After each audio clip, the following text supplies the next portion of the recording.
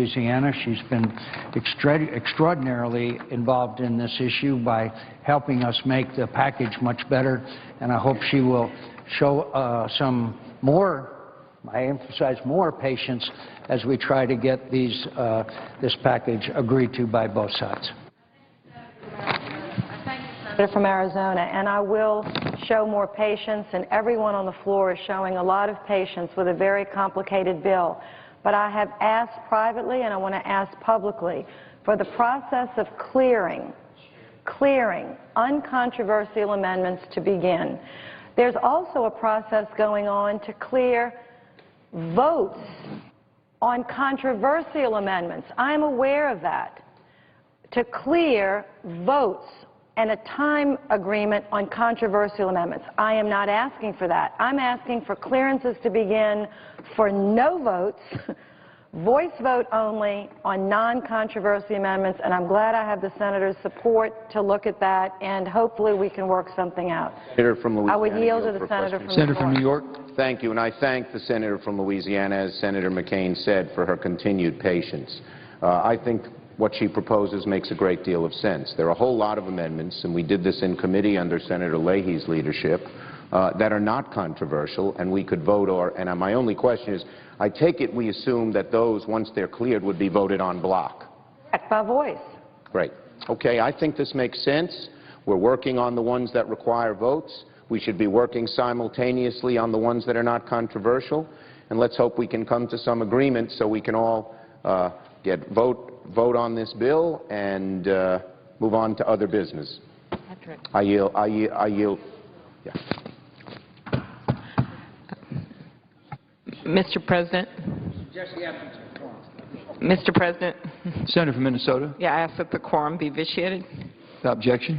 Mr. President, I first want to thank the Gang of Eight for their work, our Judiciary Committee, as was discussed the last few minutes, for the incredible amount of patience and hard work that has gone into this bill, and I'm very hopeful we'll be able to work out the remaining issues and amendments. I think the strong vote yesterday showed an incredible sense of momentum and a bipartisan compromise. Speaking of bipartisanship, I wanted to address the recent vote, the 97-1 vote for Ms. Penny Pritzker. This is a very positive development at a time when we're seeing a lot of nominations that have been stalled out. And as a member of the Commerce Committee, I wanted to spend a few minutes talking about her nomination. I think we all know that she's extremely well qualified. Over the course of her career, she has started and led a number of business ventures in a wide range of industries such as finance, real estate, hospitality, and transportation. She's been an advocate for business and assisted companies in expanding into new markets. She's also a member of the President's Economic Recovery Advisory Board and is chairman of Skills for America's Future, helping to prepare workers for the 21st century. When I met with Ms. Pritzker, I was impressed by not only, obviously, her experience, command of what's going on right now with our economy, but also her understanding of the department. As we know, the department oversees the International Trade Administration, the Patent Office, the Economic Development Administration, the National Oceanic Atmospheric Administration, and many others. But beyond that, what we talked about was the fact that the Commerce Secretary can actually be an advocate for business today and for jobs today.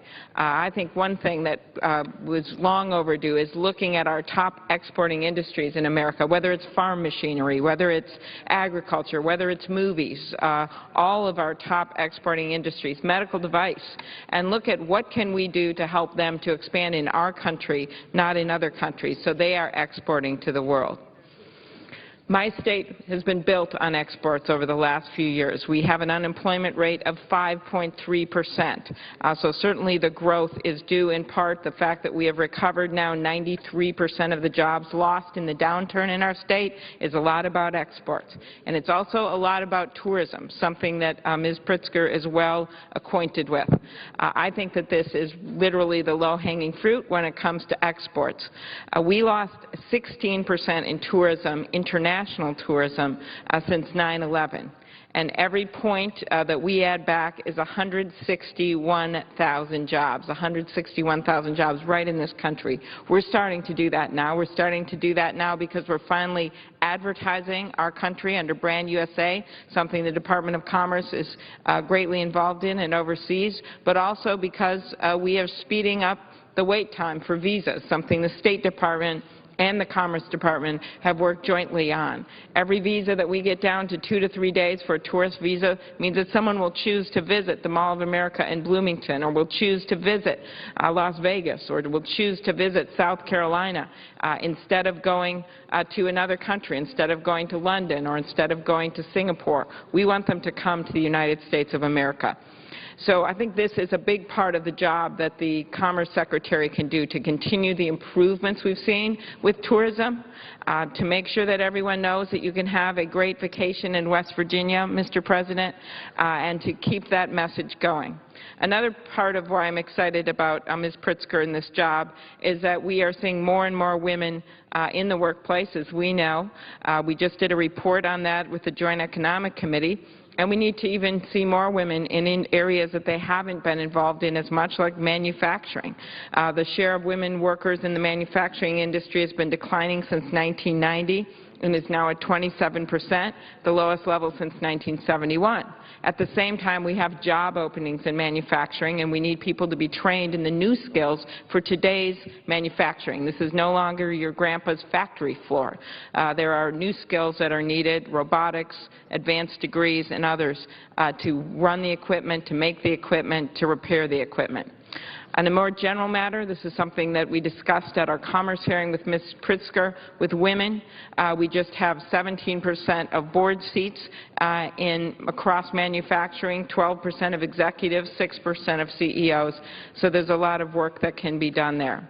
So I'm very excited about this nomination and the work that is ahead for Ms. Pritzker, and I'm glad to see such a strong bipartisan support in the Senate.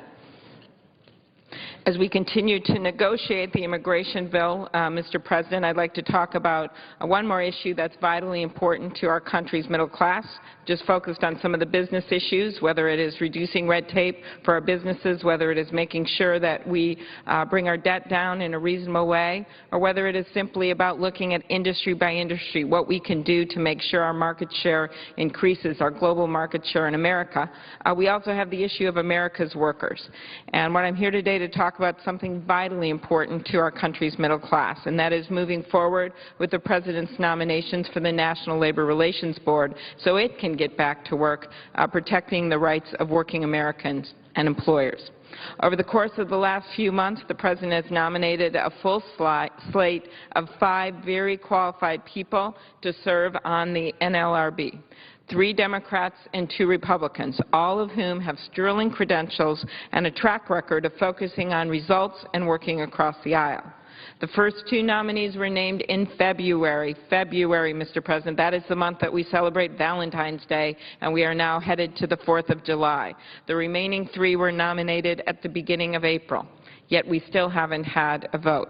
In May, the Health, Education, Labor, and Pensions Committee held a hearing on the 5 nominees to the NLRB. This was an important first step, and I commend Chairman Harkin for moving forward on these nominations. However, until these nominees are confirmed and the NLRB is up and running, workers and businesses will continue to face uncertainty.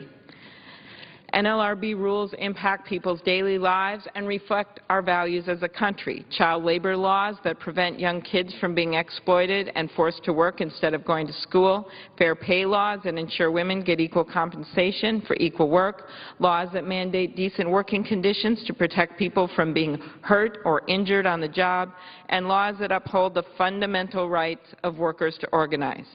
The impact of the NLRB, Mr. President, is critical to workers. The board is the only option available to employers and companies who become the victim of unfair labor actions or run into barriers during negotiations with labor unions. This is both sides. It's there for employers and it's there for workers. We have a responsibility here to show some leadership and begin the process of vetting these nominees in the Senate so the NLRB can get back to work. This is about providing stability and consistency to workers and businesses, but it's also about doing the right thing for American families. My mom was a teacher. She taught public school until she was 70 years old, and I've seen firsthand how important it is for workers to have that right to organize, to have that right to make their case. This is why I always have believed that we need a good NLRB, a fair NLRB. Here we have a president who's put up 5 nominees, 3 Democrats, 2 Republicans. Last time I checked, this president won the election, and he has a right to nominate people for this job. America was built on a strong middle class, and the NLRB is a critical agency for keeping America moving forward, for ensuring that every person can work a steady job with good wages, provide for their families, and save a little for the future. So there is much at stake here, Mr. President, and I urge my colleagues to put politics aside and allow the Senate to move forward with consideration of the full package of 5 nominees to the National Labor Relations Board. Thank you, Mr. President. And note the absence of a quorum. Clerk will call the roll. Mr. Alexander.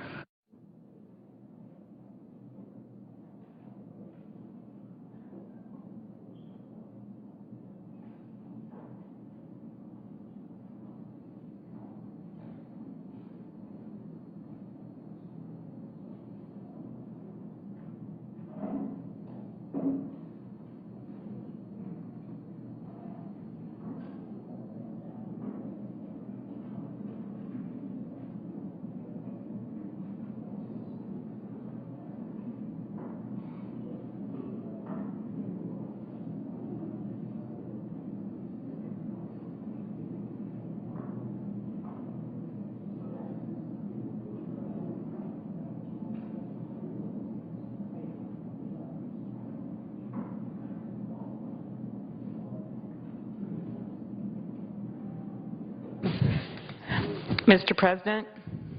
Senator from Minnesota. Thank you, Mr. President. I ask that the quorum be vitiated. Without objection. Mr. President, we're going to have a number of members coming to the floor, but as you know, we are debating this historic comprehensive immigration reform, something as a member of the Judiciary Committee I've worked long and hard on, and actually worked on it way back in 2007 when I first got to the Senate. And I can't tell you the difference it is doing this 5 years later than it was back in 2007.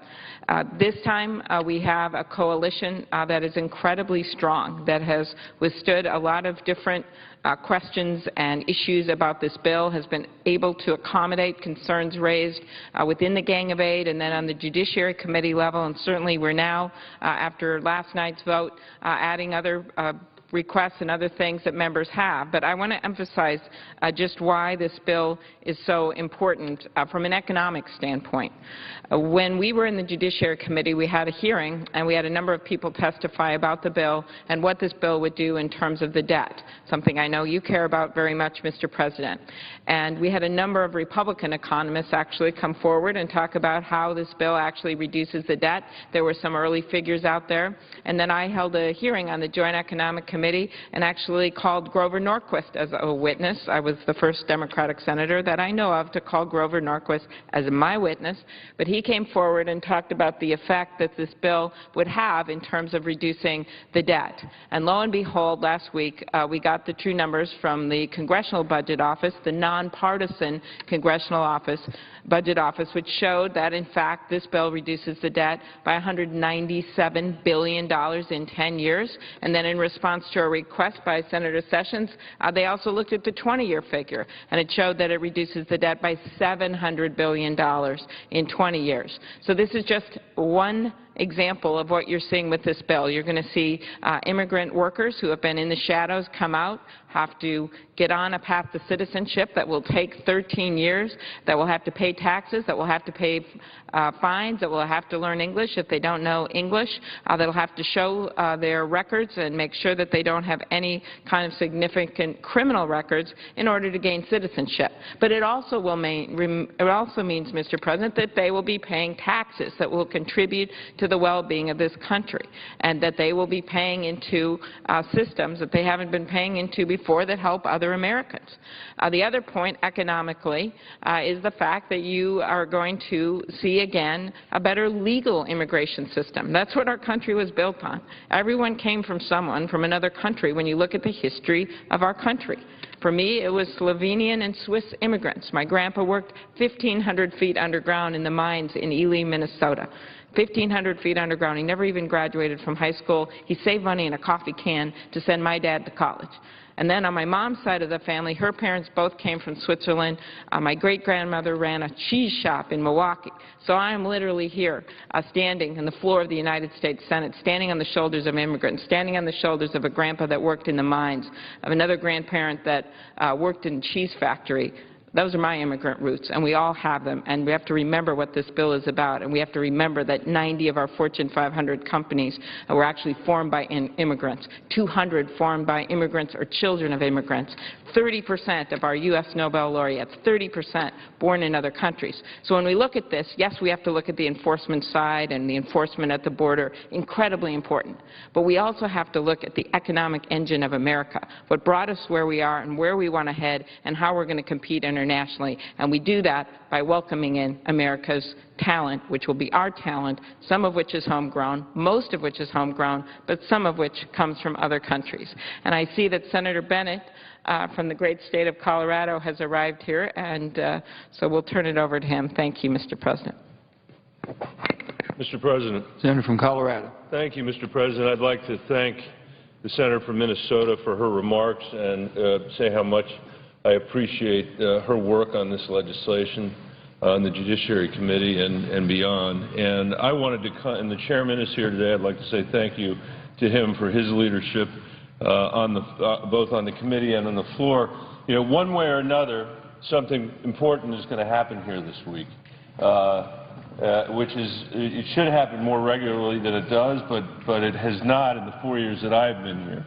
And that is a bill that actually is the result of thoughtful, bipartisan, I think in some cases I even describe it as nonpartisan work that's been done first by the so-called Gang of Eight that I was pleased to be part of, then the Judiciary Committee itself, and now on the floor of the Senate. And, Mr. Chairman, before I talk about immigration, I want to mention that we are still struggling out in Colorado this summer with these terrible wildfires. And we've appreciated the federal cooperation that we've gotten, but it is a reminder to me when I stand on this floor how important it is for us to get past this partisan gridlock that we have and into a position where we're actually making shared decisions that allow us, among other things, to do the investments that we need to do to make sure that our forests have the fire mitigation that will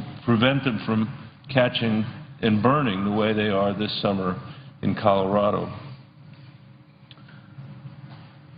And today we've got the opportunity to try to work together on immigration. This is a bill that there have been opponents that have come out and said this bill is going to cost us money, this bill is going to make the deficit worse. It's exactly the opposite. The Congressional Budget Office has said that if we pass this bill, we will see $1 trillion, nearly $1 trillion of deficit reduction over 20 years. This Congressional Budget Office tells us it will increase our gross domestic product by 5.4% over that same period of time. So this bill is a deficit reduction bill.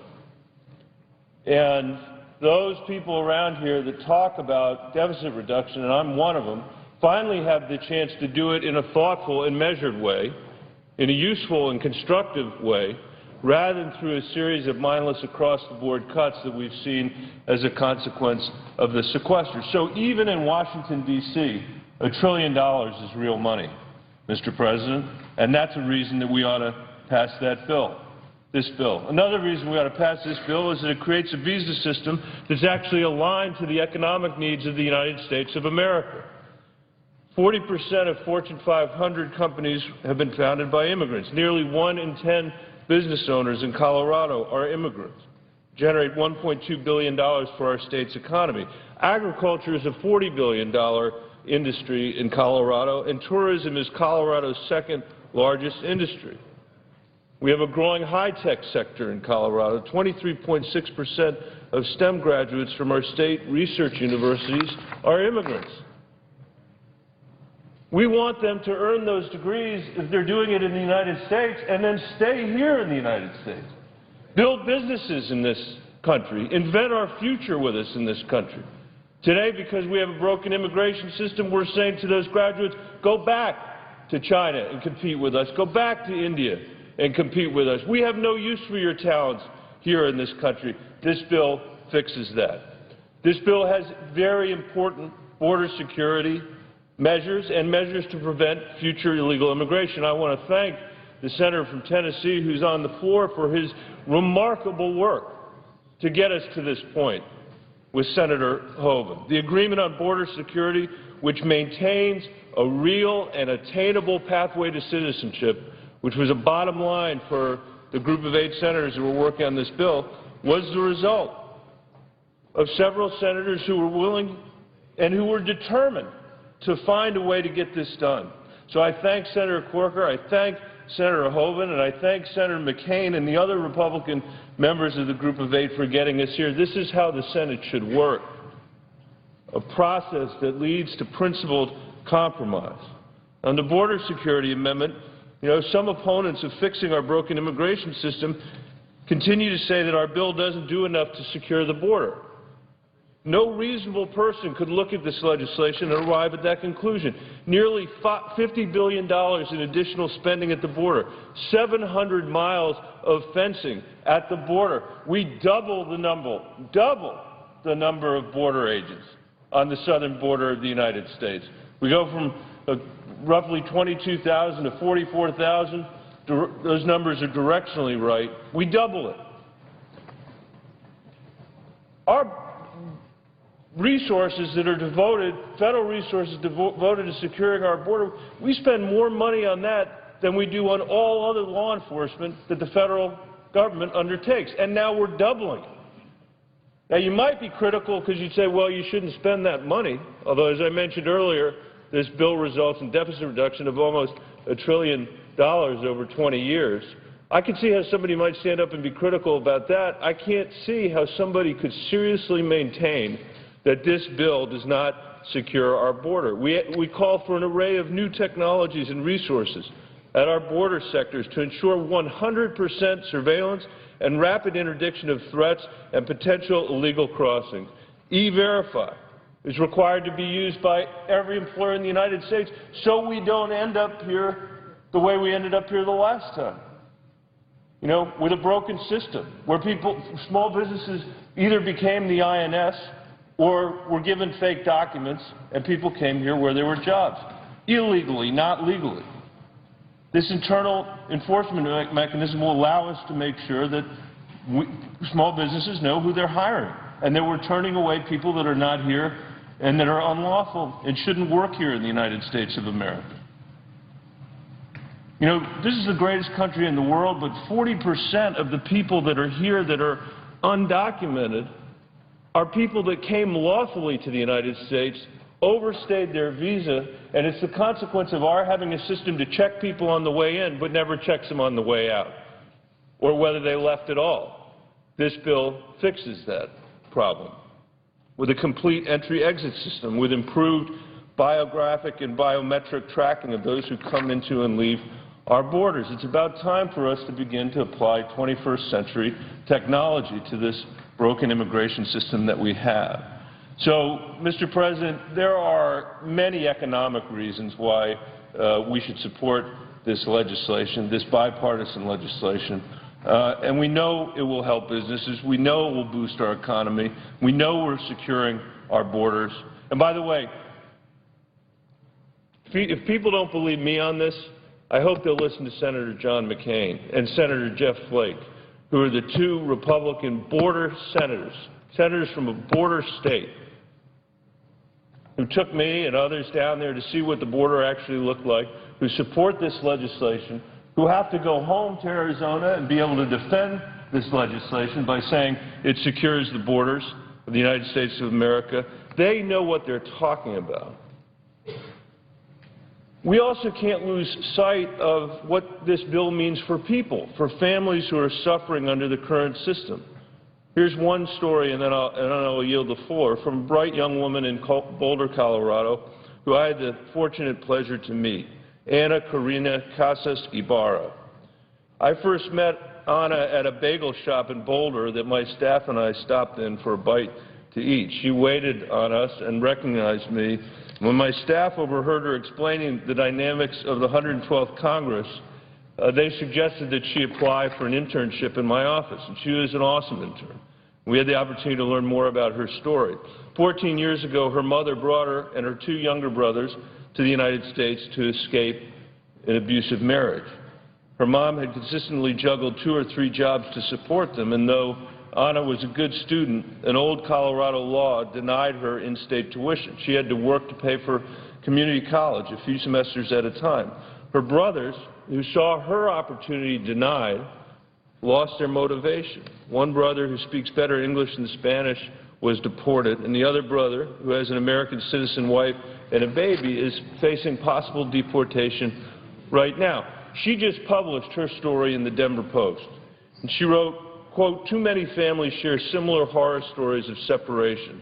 There are 11 million people who have entered this country illegally, and the time is now to provide them with a path to citizenship. It's time for immigration reform." I want to submit, without objection, Anna's op-ed for the record. Thank you, Mr. President. And I'd like to say again how proud I am of the work that Senator Corker and Senator Hoeven have done to get us to this point.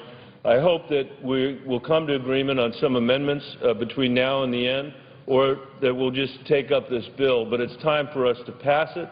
It's time for us to fix this problem for our economy and for the families all across this country, and I believe we can do it.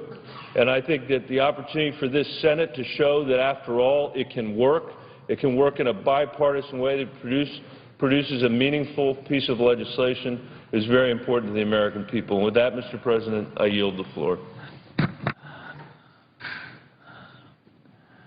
Senator from Arkansas. Thank you, Mr. President. I don't want to interrupt the flow of the proceedings here, but I would like to ask that my statement be made as if in morning business. Without objection. Mr. President, in the next few short days, on July the 1st, the interest rate for subsidized Stafford loans are set to double. The problem there is that with the subsidized Stafford loans, you're talking about students who tend to be lower income. Many of these students are first-generation college students, and they tend to be people who work the hardest to get what they have. They tend to not have very much money, not very many resources, and not very many connections. They just really don't have a lot of advantages. Mr. President, we've had several people from around the state of Arkansas email or write my office. One is Donovan. He's a father who works construction to support his kids. He has 2 kids in college, 1 in the Marines, and 1 about to graduate from high school. He can't afford to pay his living expenses, and for that, him and his family, and their education without the help of student loans. Kim is another person. She's a first-generation college graduate who is working to pay off $85,000 in student loan debts. And that means that as she's paying that down, she doesn't have the money to save for her own children's education. Brandon is another story. Brandon goes to Southern Arkansas University. He's working hard to afford his education and pay for it, but he's struggling with the high cost of tuition, room and board, and books, and he's worried that he won't be able to afford college if the interest rate goes up. Last year, the Senate and the Congress generally passed a provision to keep the interest rate at the subsidized Stafford loan at 3.4%. I think that's the right policy. I think we want Americans to further their education. I think that obviously it helps their personal enrichment, it helps their family, their community, but it also helps our country to keep us competitive in this global economy. But again, we're about to see a jump to 6.8%. The reason I'm so concerned about it is in my small state of Arkansas, that 68,000 68,000 low-income and middle-income Arkansas students who rely on these loans. Unfortunately, what's happened here in the Congress, as you know, in the Senate, we had 2 votes a couple of weeks ago. Both of them failed, and so what you see is a lot of finger-pointing. You see a lot of press releases and press conferences. But this is an area where we should find a bipartisan solution. This is a classic case that if we work together, we can work it out. I've seen senators here in the last few weeks come together and work out difficult things. Surely we can work through this and work it out. The House says they have a permanent fix. I would disagree with that being a permanent fix. I think if you look at it, it really doesn't compare well to the plan that we voted down here in the Senate a couple of weeks ago. The Democratic plan in the Senate had a 3.4% flat interest rate. Theirs is market-based, and it rides the 10-year Treasury. You have to go through a calculation on how they do it, but basically we all know that interest rates are not going down. Interest rates are not staying the same. They're going up. Everybody knows that. And when you start tying these things to interest rates, you know, did we not learn anything in the housing crisis? If you get people on these adjustable rate mortgages, what happens? It sounds good on the front end, but then they can't pay. Same thing's going to happen with student loans. You get them on a lower rate on the front end that's going to go up over time, and the House Republican plan actually lets you change that rate on that loan every year. So you don't lock in once for 10 or 20 years. You lock in just 1 year at a time, and you're going to ride that interest rate annually. It's very problematic. By the way, Mr. President, I disagree with President Obama on this. I think he happens to be wrong on this, and I think you know, we need to find a bipartisan solution. Right here I have a couple of charts where we talk about this. This is the House Republican plan here, and these are the costs. House Republican plan goes up. Basically, your interest payment is going to be about, you know, almost $8,500. If you extend the current rate, it's $3,500-ish. If you don't do anything and just double the current rate, it's $7,400. And, you know, that's real money. The difference here is real money for people. Again, these are folks that tend to start out lower income, don't have a lot of opportunity. And you can see what the so-called permanent fix does is it basically fixes it for higher payments over time, which means you're going to have fewer people that can plan to go to college, fewer people that are able to go to college. You're going to have a higher default rate, which means more people don't pay back, which just creates more problems as we go.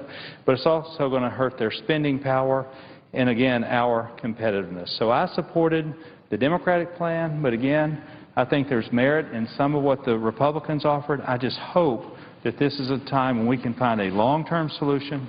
We can work together and work it out. Students shouldn't be punished because Congress's inability to work together. Now's the time for us to come together. We need to come together for Donovan and Kim and Brandon, the 3 Arkansans I talked about, and for millions of students across the country. I know we can fix this. Mr. President, with that, I yield the floor. Thank you. Mr. President. Senator from Tennessee. I want to thank the Senator from Arkansas for his comments. And, Mr. President, I want to speak to the amendment and overall bill that is before us today. I just want to say I want to thank the 8 senators who have brought us to this point where we're looking at landmark legislation. I want to thank all involved last night who went through the first hurdle of putting in place the strongest border security plan anyone could have imagined. I don't think anybody can now look at this immigration bill and say that we're not doing what the majority of Americans want to see happen, and that is to secure the border. So I want to thank all involved in making that happen. I know over the last several days that has consumed our discussion, talking about the border being secure, something that I know people in Tennessee and folks all across this country care about. And I want to thank again all the contributions that have been made. I want to thank those who were involved last night in a very strong bipartisan cloture vote. Hopefully we'll have the vote on the amendment soon, and I understand that there are actually negotiations underway to add as many as 20 or 30 more amendment opportunities for folks. I hope that people will try to narrow their list down. I can't imagine why hearing more amendments on this bill, which can improve the bill, is not something that we would all want to do. So I want to thank those who are working towards that end. We have plenty of time left this week to deal with numbers of important amendments. and many of them, candidly, in my opinion, would make the bill even stronger. Today, though, Mr. President, I want to speak to two things. Number one, we've talked about security. I want to talk about the fact that I, as a United States Senator, in the 6.5 years that I have been here, have never had the opportunity to be a part of a piece of legislation that, if passed in both houses and becomes law and the President signs it, obviously, we have the opportunity to immediately affect, in a positive way, 11 million citizens who are in the shadows today, in many ways already a part of our society, and can come out and be even more productive for the United States of America. I am thrilled to have that opportunity now that it appears that this amendment is going to pass and we have the opportunity to have a balanced immigration bill. I think the American people are compassionate, and I think if they understand that we've done what we can to keep this problem from occurring again in the future, and if the people who came here in the way that they came are at the back of the line and have to do those things that are necessary to overcome that before they get their green card and then become citizens, I believe this is a bill that overwhelmingly will be supported by the American people. And it gives every single one of us an opportunity to be a part of landmark legislation that immediately is going to affect 11 million people who now are in our country and many more people who come thereafter. But to move away from the human side, and I know we're going to have some budget points of order later, I want to speak to the economic side, a side that we have not talked about much. Another first for me, and hopefully voting for this legislation after this amendment passes, I have never had the opportunity ever in the United States Senate to vote for a bill that, if it passes, is going to bring $157 billion into the Treasury without raising anybody's taxes. Never have I had that opportunity. And that's what we'll be doing if we pass this legislation with the border security amendment that's now in place. Over the next 10 years, CBO scores that we're going to have $157 billion come into the Treasury without raising anybody's taxes because of the fact we're going to have people coming in out of the shadows. Mr. President, over the next decade, CBO projects we're going to have over $700 billion coming in the Treasury. I know the President, the presiding officer, has worked on deficit reduction. This will be the first opportunity we've had to do something like this that in no way affects people negatively, but causes us to have much more in the way of resources coming into the Treasury, lowering deficits, candidly helping seniors who are concerned about whether we're going to be able to maintain momentum with many of the entitlement programs that we have today. CBO's actually scored something else, that if this bill passes, real GDP growth is going to be at 3.3% over the first decade and 5.4% at the end of the second decade. Again, this bill is something that generates economic growth. And I have to say, while both sides of the aisle talk greatly about economic growth, I got to tell you, my side of the aisle tends to focus more time on that issue, and I applaud that. I think it's very important. I think it's a thing that rising tide raises all boats, and households do even better, standards of living increase. And what this bill is going to do is it's going to cause our GDP growth, if passed, to be even higher over the next 2 decades. I know people have talked a little bit about wages, and there is a study that, in fairness, does say that over the next decade there might be 1/10 of 1% effect on wages. But what it says is by the end of the second decade, wage increases are going to grow even more dramatically than they would without this bill. Productivity is going to increase. CBO has scored recently that productivity is going to be much higher if we pass this piece of legislation. If people come out of the shadows, become more productive citizens, it actually causes us to even produce even more goods and services in this nation.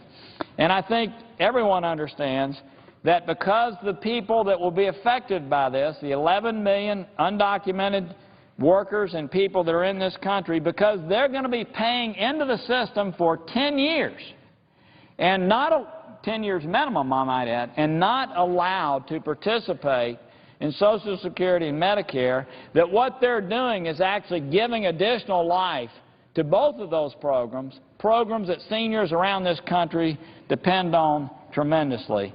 And I know that everyone understands, to digress, that yesterday CBO said that if this amendment that we're debating passes, it will have a tremendous impact on lessening the amount of illegal immigration that we have in our country, something that I know almost every American wants to see. So, Mr. President, I just want to tell you, I know there's going to be some budget points of order. I have never in my life as a United States Senator, and I want to say in my life as a United States Senator, I've spent a lot of time on deficit reduction. As a matter of fact, I would put our efforts up in office against almost anybody here as over the last 6.5 years in focusing on deficit reduction. This bill, as I said, I've never in my life had this opportunity. If we pass this piece of legislation, by sheer force of what's going to happen out in the marketplace, of what's going to happen by bringing people in out of the shadows and participating in a different way, without raising anybody's taxes. Matter of fact, maybe it gives an opportunity to lower people's taxes down the road. Who knows? We are going to lower our deficit. So I know there'll be budget points of order.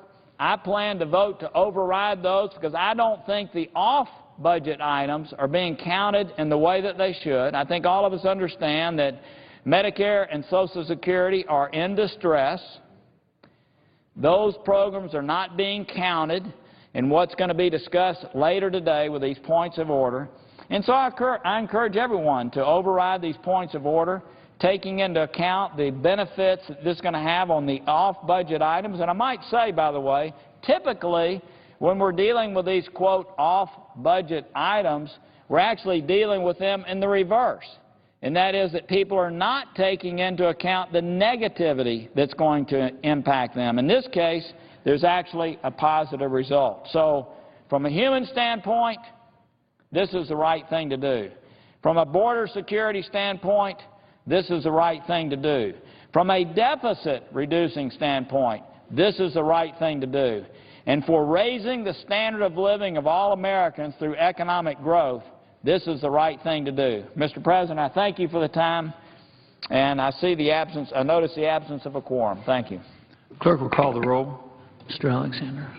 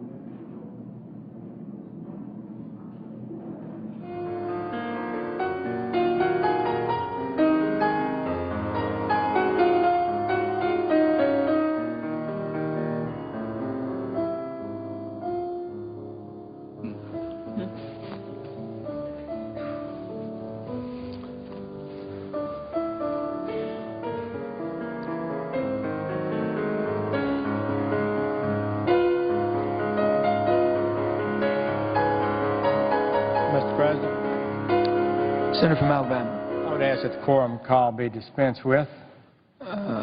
Without objection.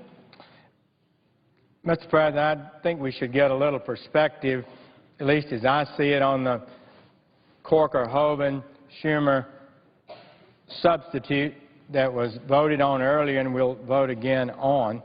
I think this is what happened. It became clear that the Gang of Eight bill last week was nowhere close to doing what it promised to do on enforcement. The flaws were too dramatic to hide, and the CBO found it would only reduce illegal immigration by 25% after they had promised dramatic changes in it. And I'd pointed out that it had holes all through it, like Swiss cheese, and the CBO essentially confirmed that. Bill was in trouble.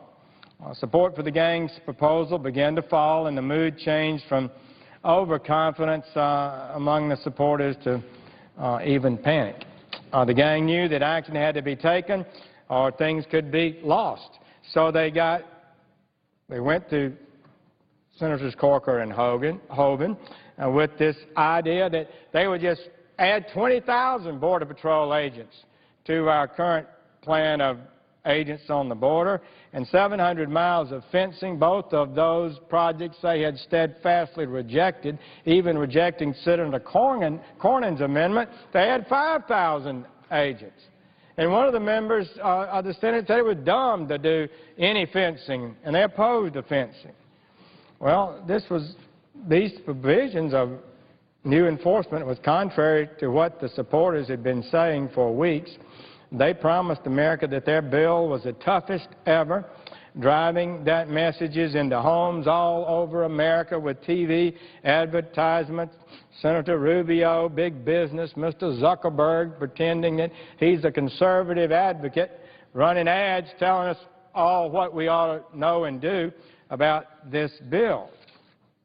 And the goal, I'd have to say, was to provide some sort of cover to get wavering Democrats and Republicans to sign on to this new bill that's going to have 20,000 agents. Well, why would they be willing to make such a dramatic, unceremonious retreat on a position they'd taken for months? Well, first, they were desperate. Something needed to be done.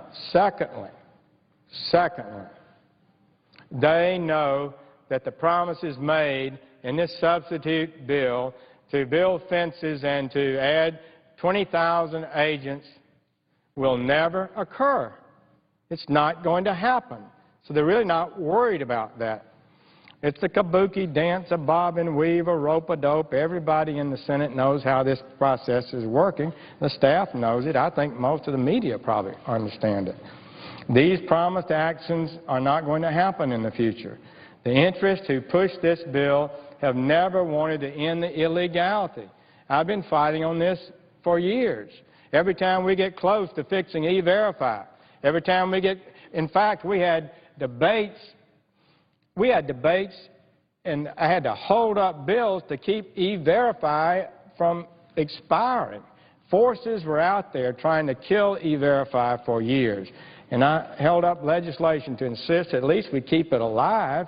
We weren't able to strengthen it, which it needed desperately. That's the workplace situation E-Verify is, where when you apply for a job, they run a quick computer check on your Social Security number to determine whether or not you've got a lawful Social Security number. It identifies a lot of people who are illegally here and should not be taking jobs. Well, so those forces have never wanted a lawful system, and they've objected to things that occur. So their interest and the interest of those who met in secret to cobble this bill together have always favored more immigration, legal immigration, and it seems to me quite a bit of indifference to illegal. These are the forces that have voiced support for but blocked the creation of real border security fencing over the years. They've voiced support for E-Verify, but have blocked extension of it and strengthening of it. They've voiced support for an entry-exit visa system that works at all land, sea, and airports. Indeed, we've passed bills to do that. Biometric land, sea, and airports. This bill reduces that requirement to just entry-exit visa system at air and seaports and not at land, and it's not biometric. That's a critical difference because we now have 40% of the people here illegally come on visas and overstay. And we have no idea who's leaving the country. We clock them in on entry, but we don't clock them out when they leave, so we know nobody who's overstayed or not. So that's the situation we're in. I see my friend Senator Vitter, and I want him to have time to talk. I know he's due to be talking now.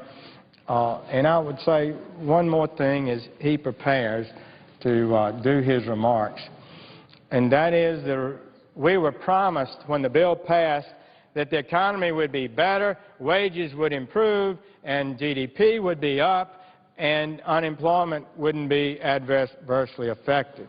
The CBO report, contrary to what my CBO report says, unemployment will go up.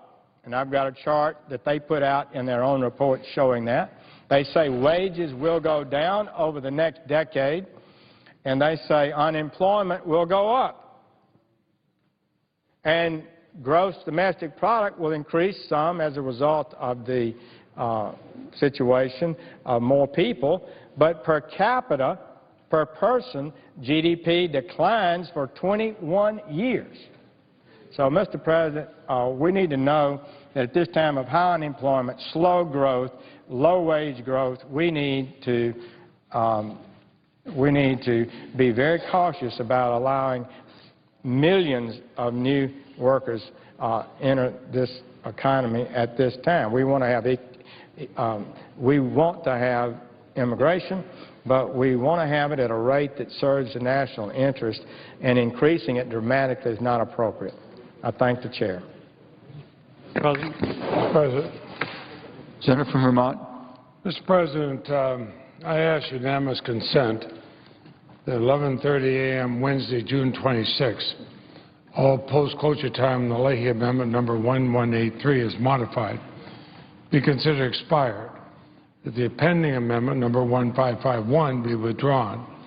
If a budget point of order is raised against an amendment or bill during consideration of the Leahy Amendment number 1183 is modified, and the applicable motion to waive is made, at 11:30 a.m., the Senate then proceed to vote on the motion to waive the budget point of order. If the point of order is waived, the Senate proceed to vote on the Leahy Amendment number 1183 is modified. Then upon the disposition of the Leahy Amendment, the Senate proceed to the vote on the motion to invoke cloture on the committee report substitute as amended. And if cloture is invoked, it would be considered as if cloture had been invoked at 1 a.m. Wednesday, June 26. And finally, that the majority leader be recognized following the cloture vote if cloture is invoked. Is there objection? Without objection, so ordered. Mr. President. Senator from Louisiana. Mr. President, related to that unanimous consent, I want to make a budget point of order, which I'll do in just a second, but I would also ask unanimous consent that after I make the point of order and after the senator from Vermont moves to waive it, I be recognized for up to 12 minutes to explain my budget point of order. I have no objection. Objection? I have no objection. No objection. Thank you, Mr. President. And with that, the pending measure S-744, as reported by the Judiciary Committee, would violate the Senate pay goal rule and increase the deficit. Therefore, I raise a point of order against that measure pursuant to Section 201A of Senate Concurrent Resolution 21, the concurrent resolution on the budget for fiscal year 2008. Mr. President. Senator from Vermont. Mr. President, pursuant to Section 904 of the Congressional Budget Act of 1974, the waiver provisions of applicable budget resolutions, and Section 4G3 of the Statutory Pay-As-You-Go Act of 2010, I move to waive all applicable sections of those acts and applicable budget resolutions for purposes of the pending bill and amendments, and I ask for the yeas and nays. Is there sufficient second? Appears to be. Yeas and nays are ordered. Mr. President. Senator from Louisiana. Mr. President, let me now talk briefly about my budget point of order. I made one specific budget point of order, perhaps the most serious, which is that this bill, as it came out of committee, increases the deficit, pure and simple. The thing we constantly rail against, the thing we constantly promise we won't do any more of, it increases the deficit. However, Mr. President, that's not the only budget point of order. There are at least 11 budget points of order against this bill. The Senate pay-go point of order, which I just explained. In addition, there's new direct spending authorized by the bill that would exceed the Judiciary Committee's authorization levels for a 5-year period. In addition, there's new direct spending exceeding those authorization levels for the 10-year period. There are 4 points of order pursuant to Section 403(e)(1) that lie against the emergency designations in the bill. We say we're for budget discipline. Problem is, whenever we want to bust the caps, bust the numbers, we just call certain spending emergency. And this is clearly not emergency spending. This is an important problem, but it's not an unexpected emergency like a natural disaster or an attack by a foreign government. There are also 4 similar emergency designations made under Section 4G3 of the Statutory Pay-Go Act of 2010.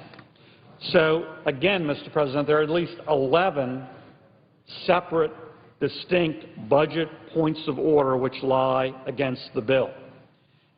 Now, that's a big deal, particularly when we're running record deficits and have record debt, particularly when all of us from both sides of the aisle come to the floor regularly and say, this is a huge challenge and we're doing something about it. We're going to pass a bill which breaks those rules, which busts those caps 11 different ways. Now, Mr. President, technically my budget points of order that I just enumerated are about the underlying bill. But most of these also apply to the Corker-Hoven substitute, the Leahy substitute incorporating the Corker-Hoven language. So they have the same budget problems, the same fundamental problems under that version. Now, Mr. President, this is real simple. It's about, are we serious in reining in deficit and debt or not? Are we serious or not?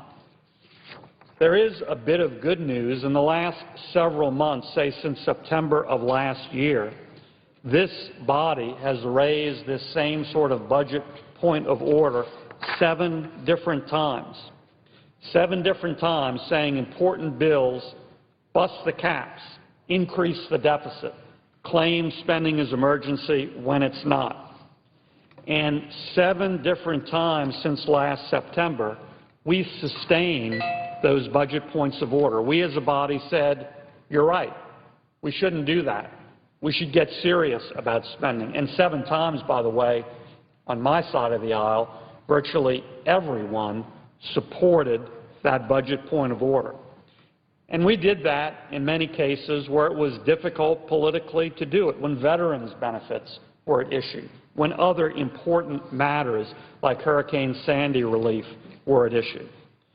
So we have shown some amount of discipline through these budget points of order 7 out of 7 times since September.